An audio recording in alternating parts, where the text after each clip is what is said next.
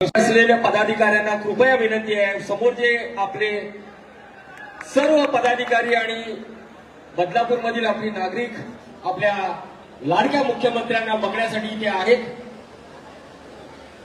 सन्माननीय रामदादा म्हात्रे यांना मी विनंती करतो की त्यांनी मनोगत व्यक्त करावं.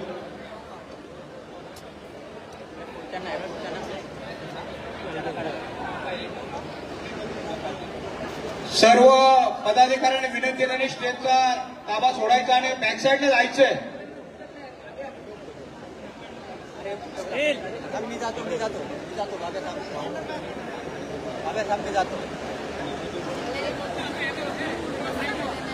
सन्माननीय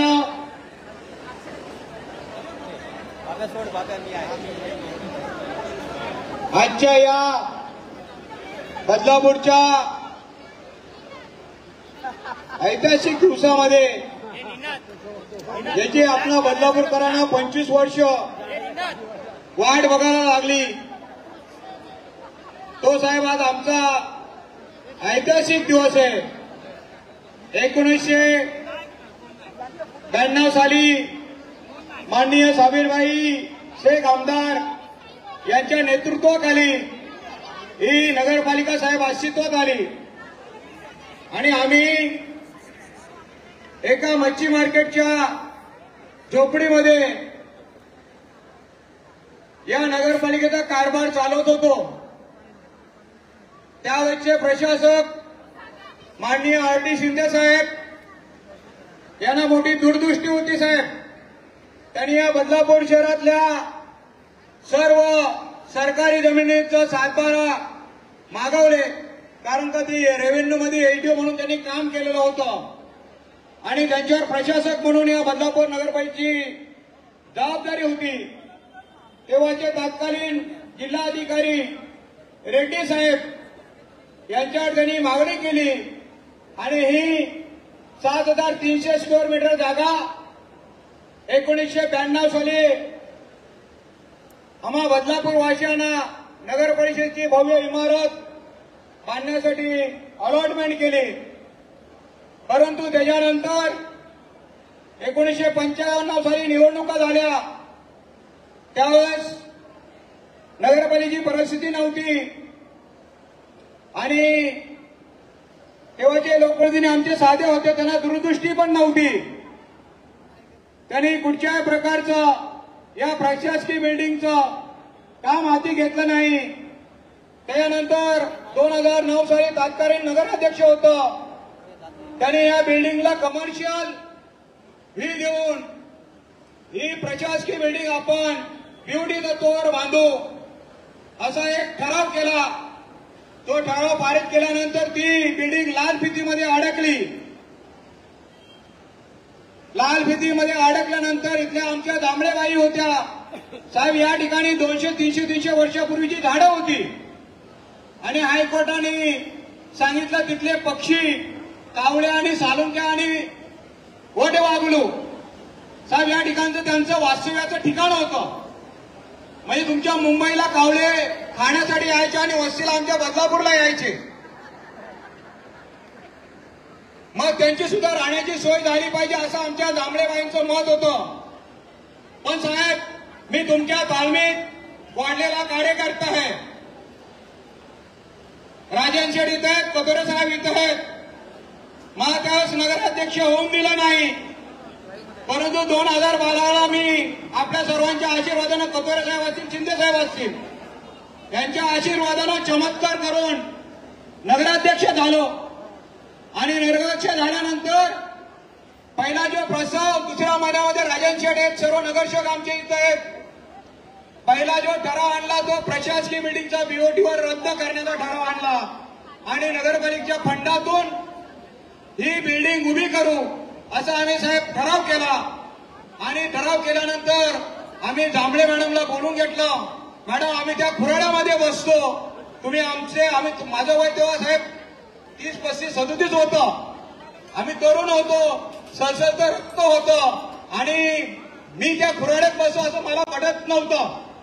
आणि आमच्या नगरसेवकांना बोलायचो की मी त्या बाईला कुठच्या परिस्थितीत काही करून दिला, तुझी मनधारणा करतो साहेब पहिला मी प्रस्ताव मॅडमला सांगितला, मी तुम्हाला वन झाडांच्या कमिटीवर घेतो. जे वृक्षारोपण कमिटी असते त्या कमिटीवर मॅडमला पहिल्यांदा मी हात घेतलं की या बदलापूर शहरामध्ये तुम्हाला माहिती आहे विजेचे लपंडाव तेव्हा चालू होते, पाऊस कमी पडत होता आणि झाडं कमी होती. मी तेव्हा साहेब इजिप्तला गेलो, 4-5 देशामध्ये फिरलो आणि मॅडमला सांगितलं, मॅडम तुमची संकल्पना चांगली आहे, तुम्ही जे जे आम्हाला सांगतात ते फॉरेनला जाऊन बघून आलो.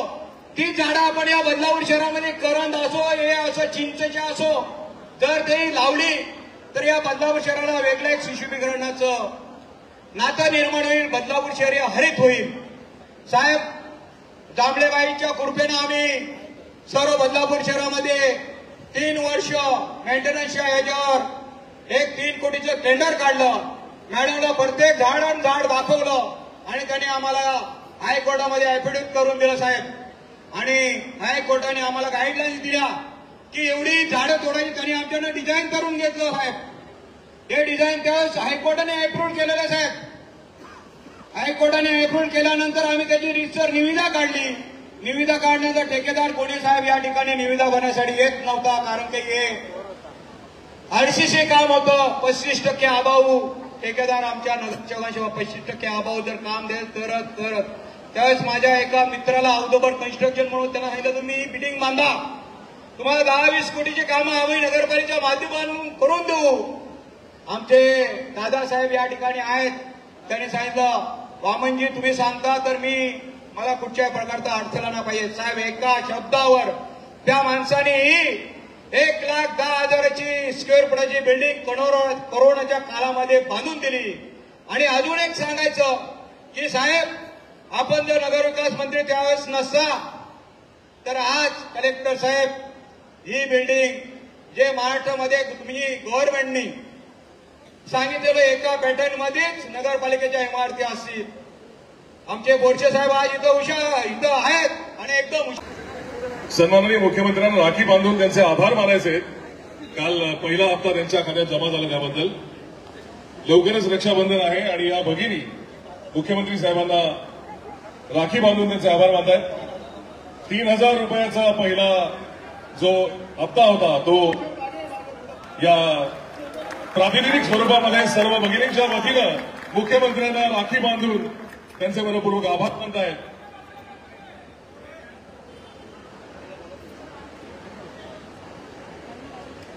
लक्ष्मीताई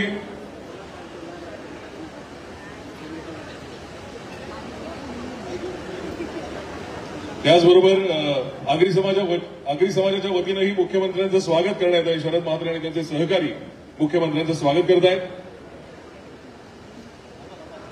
सेंटरला जाऊ ना की याला धावायचं आम्ही रेशन दादावरच खेळतो, रेशन दादावरच कॉन्सन्ट्रेट करतो. लक्ष्मीताई आपले विचार मांडतायत, त्या सन्माननीय मुख्यमंत्र्यांचे आभार मानतायत.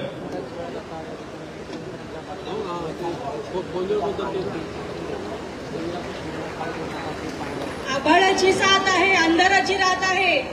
आम्ही महिला कोणाला घाबरत नाही, कारण आमच्या मागे आमच्या दादांचा हात आहे. दादा खूप खूप धन्यवाद, तुम्ही योजना काढली त्याबद्दल तुमचे बदलापूरमध्ये स्वागत आहे आणि आमच्याकडून सुद्धा शुभेच्छा. तुमचं अभिनंदन लक्ष्मीताई. आणि यानंतर मी सन्माननीय मुख्यमंत्री एकनाथजी शिंदे यांना विनंती करणार आहे की त्यांनी मार्गदर्शन करावं. छत्रपती शिवाजी महाराज की जय भवानी, भारत माता की वंदे. सर्वप्रथम आज भारतीय स्वातंत्र्य दिनाच्या आपल्याला खूप खूप शुभेच्छा. सगळ्यांचं मनापासून अभिनंदन.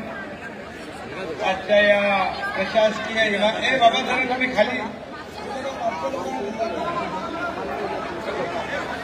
मागचे महिला माझ्या लाडक्या बहिणींना दिसू दे बाबा. लाडके भाऊ तुम्ही थोडस, तुम्ही पण माझे लाडके भाऊ आहात. थोडं लाडके भावानी लाडक्या बहिणींना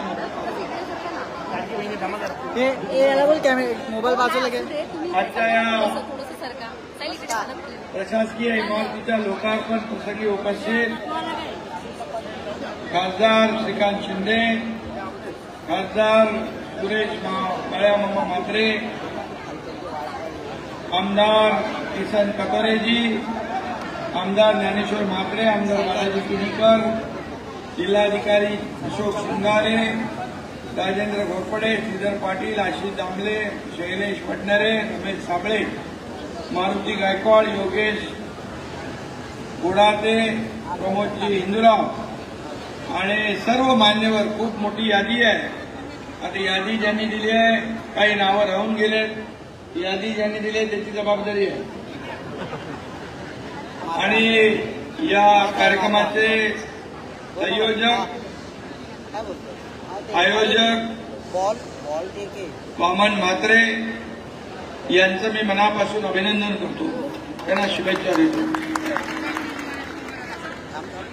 आज खरं म्हणजे संपूर्ण देशभरामध्ये आपल्या स्वातंत्र्य दिनाचा जल्लोष, उत्साह सगळीकडे जोरात आहे. कारण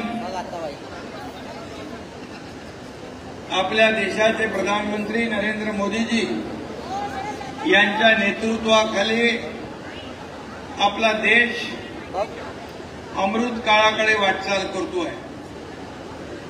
या काळात विकासाची पाठ दाखवणारा आजचा स्वातंत्र्य दिन आपण साजरा करतोय. खरं म्हणजे जगातली सर्वात मोठी लोकशाही आणि आदर्श राज्यघटना ही आपले भारताची आहे. आणि म्हणून आपल्या स्वातंत्र्याची ती सर्वात मोठी खूण आहे. आणि म्हणून भारताचा विकास महाराष्ट्राच्या उल्लेखाशिवाय पूर्ण होऊ शकत नाही, असा आपला महाराष्ट्र आहे. महाराष्ट्र हे देशाचं ग्रोथ इंजिन आहे. आणि म्हणून महाराष्ट्र देशाचं जसं विकासाचं इंजिन आहे, तशी देशाची आपली आर्थिक राजधानी आहे. उद्योग, शेती, पायाभूत सुविधा सर्व क्षेत्रामध्ये आपण चांगलं काम केलंय. आपल्या राज्याने विकासाला, आपल्या सरकारने विकासाला प्राधान्य दिलंय. तुम्हाला माहित आहे की 2-2.25 वर्षामध्ये या राज्यामध्ये विकासाची गंगा आली. जे प्रकल्प बंद होते, जे थांबवले होते आधीच्या सरकारने, ते आपण सुरू केले. आणि म्हणून वामन म्हात्रे यांना 5 कोटी 15 कोटीच्या ऐवजी मी नगर विकास मंत्री, मी मुख्यमंत्री म्हणून त्यांना 25 कोटी रुपये देऊ शकलो.